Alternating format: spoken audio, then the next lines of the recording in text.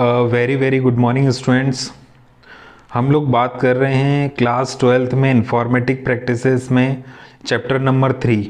आज से हम लोग डिस्कस करने जा रहे हैं चैप्टर 3 है जो कि डेटा हैंडलिंग यूजिंग पांडा का सेकेंड पार्ट है, जो कि अगर आप लोगों ने इससे पहले सेकेंड चैप्टर नहीं देखा है तो उसको ज़रूर देख लीजिए, क्योंकि वो थोड़ा सा बड़ा सा चैप्टर है। उसमें ज़्यादा 10-15 पार्ट जो है वीडियोस कम से कम अपलोड किए गए हैं। आप प्लेलिस्ट में जाइए और चेक कीजिए और उन्हें ज़रूर देखिए, उसके बाद इस चैप्टर पर आइए, क्योंकि वो पांडा का फर्स्ट पार्ट है और यहाँ पर हम जो डिस्कस करने जा रहे हैं डेटा हैंडलिंग यूजिंग पांडा का सेकेंड पार्ट है और ये चैप्टर नंबर 3 में आता है। आइए स्टार्ट करते हैं। तो बात करते हैं इसमें हमारे पास सबसे पहले जो टॉपिक है डिस्क्रिप्टिव स्टैटिक्स के बारे में है। डिस्क्रिप्टिव स्टैटिक्स क्या होता है? Generally descriptive statics is the building block of data science. मतलब जो भी डेटा साइंस, डेटा से रिलेटेड जो साइंस है ना, वहाँ पर डिस्क्रिप्टिव स्टैटिक्स की ज़रूरत पड़ती है। जहाँ पर छोटी छोटी चीज़ों के बारे में मेजरमेंट करना पड़ता है, वहाँ डिस्क्रिप्टिव स्टैटिक्स को यूज़ किया जाता है। इसको डिफाइन करने के लिए हम कह सकते हैं कि ये can be defined as the measures हर एक चीज़ों का छोटे छोटे measures summarize as a given data, and these measures can be broken down further into measure of central tendency and the measure of variability. यहाँ पर क्या होता है, जो डिस्क्रिप्टिव स्टैटिक्स हैं उनको बाद में और ब्रोक किया जाता है छोटे छोटे पार्टों में, जैसे कि मेजर ऑफ सेंट्रल टेंडेंसी और मेजर ऑफ वेरिएबिलिटी। ये चीज़ें हो सकता है अभी धीरे से भी आपको जब एग्जाम्पल्स हम देखेंगे तो आपको चीज़ें क्लियर होगी। ठीक है। डिस्क्रिप्टिव स्टैटिक्स को जनरली डिवाइड किया है 2 टाइप्स में। पहला है मेजर ऑफ सेंट्रल टेंडेंसी और दूसरा है मेजर ऑफ वेरिएबिलिटीज।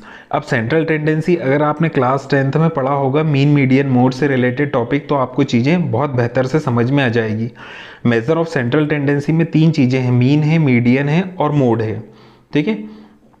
तो 1 बाय 1 हम बात करते हैं। यहाँ पर एक टेबल ले लिया गया है, 0 1 2 3 रोज हैं और ABCD 3 कॉलम है। यहाँ पर हम लोग बात करते हैं मेजर ऑफ सेंट्रल टेंडेंसी में सबसे पहले मीडियन के बारे में, मीन के बारे में। तो मीन फंक्शन क्या काम करता है? Return the mean of the value for the requested axis. जिस भी एक्सिस पर हमने रिक्वेस्ट की है मीन के बारे में, तो हमें क्या रिटर्न होगा? उसका मीन रिटर्न हो जाएगा। जनरली हम लोग पहले पढ़ते थे मीन, या मैथ्स में हमने पढ़ा है मीन का एक जनरल फार्मूला होता था, sum of all the observation upon total number of observation. तो इससे मीन आता था। यहाँ पर भी अभी वही फार्मूला यूज होगा। देखिए, ए वाले में जितने भी डेटा होगा सभी ऑब्जर्वेशन का सम किया होगा और जितने ऑब्जर्वेशन है उतने से डिवाइड कर दिया। यहाँ पर हमारी एक डेटा फ्रेम बनी हुई है DF। वो डेटा फ्रेम आपको ये ऊपर जो मिला है ना, ये हमारी DF डेटा फ्रेम है। इसमें जो ए वाली वैल्यू है उनके सभी जो ऑब्जर्वेशन है उनको ऐड किया और उनको कितने ऑब्जर्वेशन है 1 2 3 और 3 से डिवाइड कर दिया। तो यहाँ पर हमें मीन मिल जाता है। ठीक है। हमें मैथमेटिकल कंसेप्ट पर नहीं जाना है ज़्यादा। ठीक है। तो यहाँ पर हमने कुछ इस तरीके से हमें स्टेटमेंट लिखना पड़ता है DF डॉट मीन।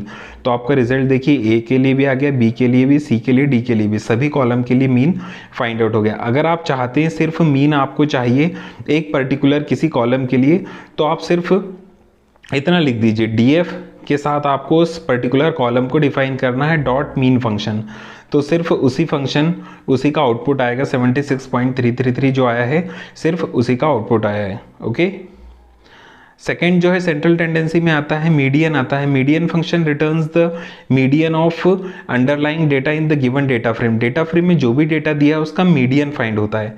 ठीक है। तो यहाँ पर सिंपल सा वही लिखना है, DF डॉट मीडियन फंक्शन। तो सभी कॉलम्स में जितने भी डेटा था सबका मीडियन फाइंड आउट हो गया। मीडियन आप जानते हो जनरली मैथ्स में, अगर इसको मीडियन को हम ऐसे समझते हैं कि 1 2 3 ये डेटा को अरेंज करते हैं ascending to descending order, means छोटे से बड़े में, और उसमें जो सेंट्रल वाली वैल्यू होती है वही मीन होती है। ठीक है। तो यहाँ पर भी मैं इस कॉलम में आपको वापस वहीं जाता हूँ। अगर ए की बात करते हैं तो इसके मीडियन की बात करेंगे तो इनको अरेंज करेंगे 54 देन 83 देन 92। तो इनके बीच की वैल्यू क्या है? 83। तो ये है मीडियन। इस तरीके से मीडियन फाइंड आउट होता है। तो हमें बेसिकली हमें इतना मैथ्स पर नहीं जाना है, लेकिन आप चीज़ों को थोड़ा सा समझ लीजिए ताकि एग्जाम्पल्स आपको लिखने के लिए आ सके। मोड क्या होता है? मोड फंक्शन रिटर्न करता है, पांडा में जो भी मोड फंक्शन है, use to calculate the mode of the repeated value of a given set of numbers. अगर आपके पास एक सेट ऑफ वैल्यूज हैं, है ना, फॉर एग्ज़ाम्पल इसके लिए मैंने थोड़ा सा अलग एग्जांपल लिया, इंपोर्ट किया स्टैटिक्स में, और यहाँ पर ये जो है इसके लिए डायरेक्टली प्रिंट कर दिया है, इस डेटा का मोड फाइंड करना है। तो मोड का मतलब होता है जो ऑब्जर्वेशन सबसे ज़्यादा बार आता है वही होता है मोड। देखिए यहाँ पर 1 2 3 टाइम्स, 5 कितने टाइम्स आया? 3 टाइम्स, और इससे ज़्यादा कोई भी ऑब्जर्वेशन नहीं आया। तो देखिए आउटपुट में मोड क्या आया? 5। और यहाँ पर देखिए कैट जो है, कैट वाला ऑब्जर्वेशन जो है ना 2 टाइम्स आए हैं, तो कैट हमारा मोड हो गया। जो भी ऑब्जर्वेशन आपके सेट में दिया हुआ है जो सबसे ज़्यादा टाइम होता है वही मोड होता है। और सिंपल सा मोड के लिए आप इस तरीके से यूज़ कर सकते हैं, क्योंकि ये स्टैटिस्टिक्स का पार्ट है, इसलिए हमें स्टैटिक्स लाइब्रेरी को इंपोर्ट करना पड़ा। यहाँ पर इंपोर्ट स्टैटिक्स किया और स्टैटिक्स के साथ हमने मोड फंक्शन का यूज़ किया, मोड। ठीक है, इस तरीके से आप एक एग्जांपल दे सकते हैं। आगे हम लोग बात करते हैं major of variability. Variability means जो चेंज होता रहता है, वेरिएबल है। Variability describes how far apart data point lie from each other. सारे डेटा एक दूसरे से कितनी दूरी पर हैं, ये उसको डिफाइन करता है।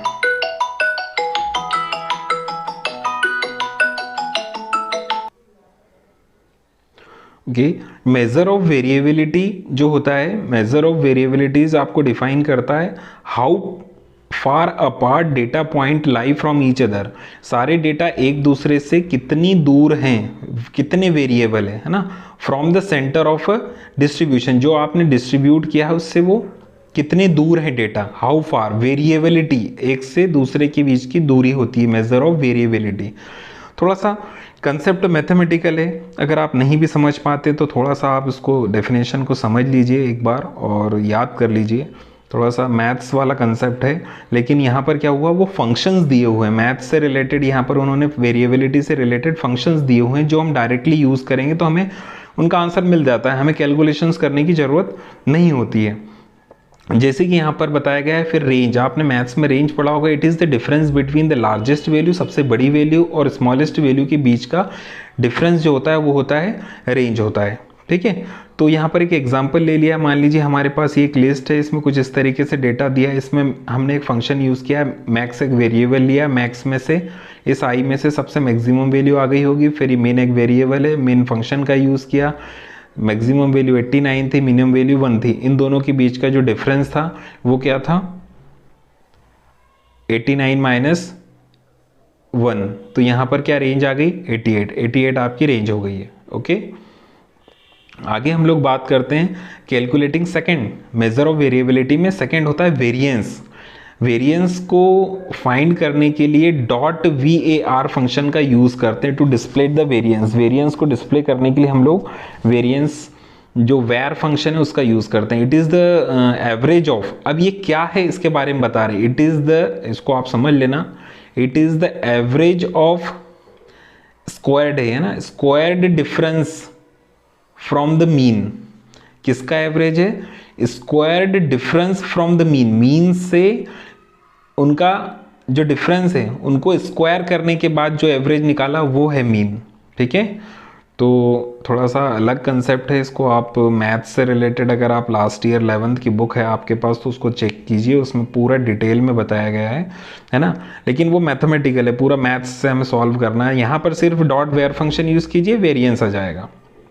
यहाँ पर देखिए स्टैटिक्स भी, जैसे मोड था ना वैसे भी स्टैटिक्स में वेरिएंस का यूज़ किया है, और यहाँ पर वेरिएंस का आउटपुट ये आ गया। अब ये कैलकुलेट कैसे हुआ, इसमें पूरा मैथमेटिक्स के ऊपर जो बताया है, square of the difference from the mean, ये पूरा यूज़ किया गया है। ओके, आगे हम लोग बात करते हैं स्टैंडर्ड डेविएशन की। स्टैंडर्ड डेविएशन फंक्शन जो है .std से हम स्टैंडर्ड डेविएशन यूज़ करते हैं।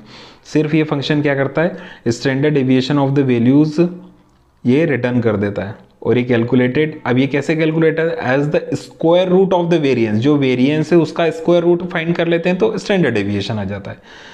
एक एक चीज़ स्टेप बाय स्टेप आगे बढ़ती है। जैसे यहाँ पर देखिए एसटीडी फाइंड किया है, एनपी है ना, एनपी डॉट, ये कहीं ना कहीं नंपाई का एक पार्ट होता है इसलिए यहाँ पर एनपी का यूज़ किया, NP dot STD. STD standard deviation के लिए सिंपल सा एसटीडी फंक्शन को यूज़ करते हैं। ठीक है, कुछ और भी फंक्शन है हमारे पास, उनको अलग से हम पढ़ लेते हैं। जैसे सम फंक्शन है, sum function return a number the sum of all the items on the iterable, जितने भी आइटम्स है उनका सम। अब जैसे ए में कितनी इंडेक्स थी 0 1 2 3, सभी का सम करके यहाँ पर दे दिया, बी में सबका सम कर दिया, सी में सबका सम कर दिया और डी में भी सबका सम करके रिटर्न कर दिया। लिखना का तरीका है df डॉट सम फंक्शन। आगे हम लोग इसी तरीके से बात करते हैं। अगर एक सिंगल कॉलम का भी अगर आप चाहते हो तो कुछ इस तरीके से आपको डिफाइन करना पड़ता है। df में आपको उस कॉलम का नाम बताना पड़ता है स्क्वायर ब्रैकेट में और डॉट सम फंक्शन, तो सिर्फ उस पर्टिकुलर एक ही कॉलम का सम रिटर्न होगा। ऐसे ही मैक्स फंक्शन है, max function return the maximum value in the given object. जो भी, जैसे ए कॉलम में 3 ऑब्जेक्ट थे 1 2 3, तीनों में से सबसे मैक्सिमम जो भी ऑब्जेक्ट होगा, जैसे इसमें 92 था, बी वाले कॉलम में 83, सी वाले में 81, इस तरीके से जो मैक्सिमम वैल्यू है वो रिटर्न करते। सिर्फ हमें ऐसा लिखना पड़ता है df डॉट मैक्स, और डेटा फ्रेम के साथ हमें उस फंक्शन को अपेंड करना पड़ता है, तो वो मैक्सिमम वैल्यू आ जाती है।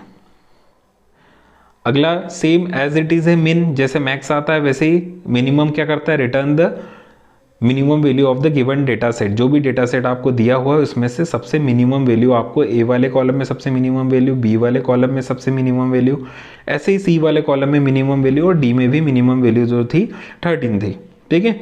और लिखने का तरीका वही df डॉट और मीन फंक्शन का यूज करते हैं। इस तरीके से मिनिमम वैल्यू आ जाती है। काउंट फंक्शन क्या करता है, count function is use to count the number of non null या एन ए वैल्यू या null observation across the, non null means जो नल नहीं है उनको काउंट करते हैं। जितनी भी वैल्यूज हैं, मतलब ए में कितनी वैल्यूज थी तो उन्होंने काउंट किया 1 2 3, ठीक है। नॉन नल को छोड़ करके जो खाली हैं, जो खाली नहीं है उनको छोड़ करके जितनी भी अवेलेबल है उनको काउंट कर देते हैं। अगर नल वैल्यूज है तो उनको काउंट नहीं करते हैं। देखिए यहाँ पर सभी में 3 वैल्यूज थी, इसलिए क्या रिटर्न हुआ, यहाँ पर 3 रिटर्न हुआ। लिखने का वही तरीका है, df डॉट काउंट फंक्शन को यूज़ करते हैं, ठीक है। आप चाहें तो प्रैक्टिकली करके देख सकते हैं। एक फंक्शन बना लेना, किसी भी एक डेटा फ्रेम बना लेना, हमने df नाम से बनाई थी इसलिए हम df का यूज़ कर रहे हैं, ठीक है। df हमारी एक डेटा फ्रेम है, आप उसको कोई और चीज़ मत समझिएगा कि df क्या है। जो ऊपर टेबल आपने देखा था ना वो एक डेटा फ्रेम ही था। ऐसे ही स्टैंडर्ड डेविएशन, ये आपने आगे पहले देख चुके हो। Standard deviation return the sample standard deviation over the requested axis. जिस भी एक्सेस पर आप स्टैंडर्ड डेविएशन चाहते हैं, यहाँ पर हमने पूरे के पूरे डेटा फ्रेम पर स्टैंडर्ड डेविएशन रिटर्न करवाया है, तो सभी का स्टैंडर्ड डेविएशन यहाँ पर रिटर्न हो गया है। कॉन्टे लाइन अगर आपको नहीं समझ में आता है तो आपको इसको स्किप भी कर सकते हैं, चाहे आप इसको बाद में ये डिस्कस कर सकते हैं। थोड़ा सा कॉन्टे लाइन को समझना भी, जैसे कि वेरिएंस फाइंड करना है, उसी तरीके से कॉन्टे लाइन का भी पूरा स्टेप बाय स्टेप